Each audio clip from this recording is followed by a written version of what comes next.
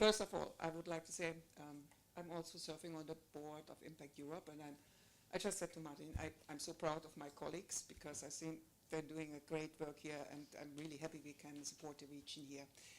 But here I'm today on behalf of Tilia Impact Ventures, which was actually the first impact fund in Central and Eastern Europe. And my background is financial, so I'm an investor by profession. And my journey started in 2010, so that means 15 years ago, right? So just to give you a time frame. And I have to tell you, it was, maybe the situation was quite similar to here. So we went through different phases, and nowadays we are managing an impact venture capital fund, managing 30 million euro fund, financing tech startups, I would say, with an impact strategy on both the social and environmental side, and all our investees have global ambitions. So that's where we are today, but we started in a very similar place. So back to 2010, as an investor, I attended an investment conference in London, and well, there are all these success stories. Success stories are always very important in the investment industry.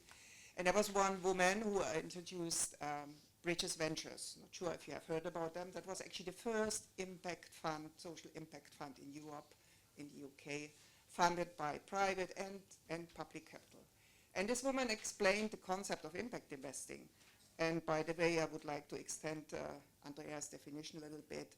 The financial return was always a part for me of this as well. So you can have it all. That was the story, right? You can have the social impact, doing something good for the society, and also generate a financial return.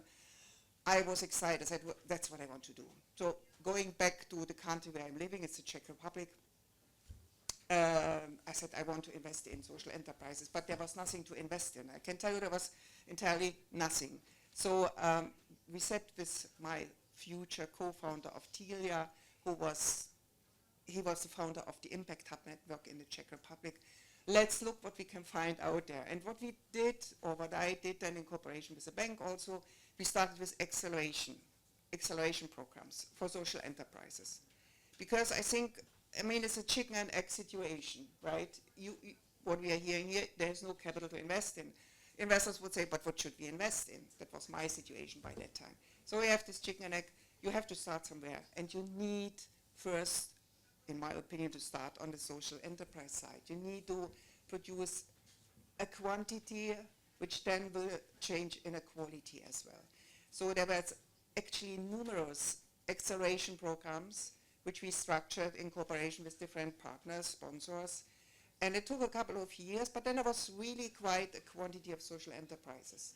And some of them were growing more than, the rest of them. And I said, well, that might be a chance to do something different here.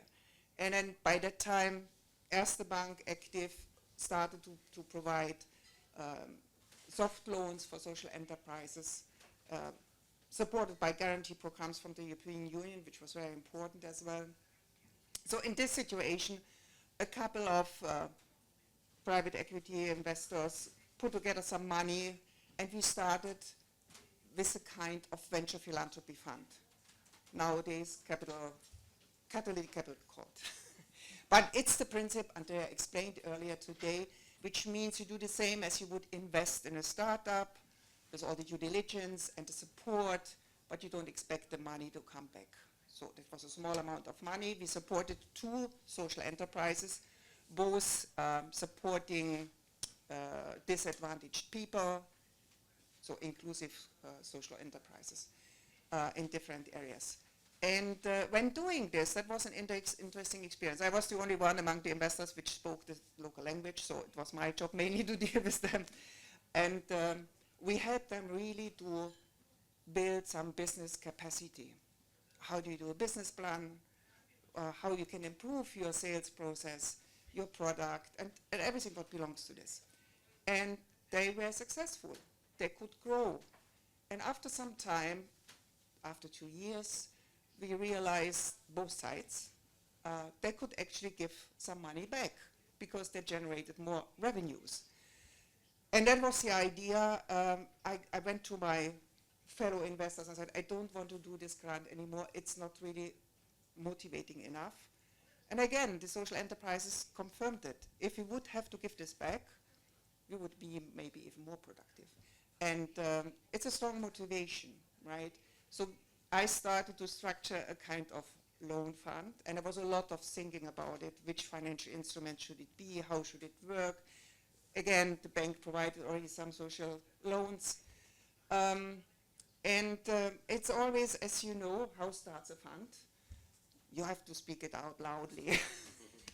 And that's why I said, and I meant our future core investor, which was a foundation, actually 2 foundations which were interested in social impact investing as a new, trend or whatever.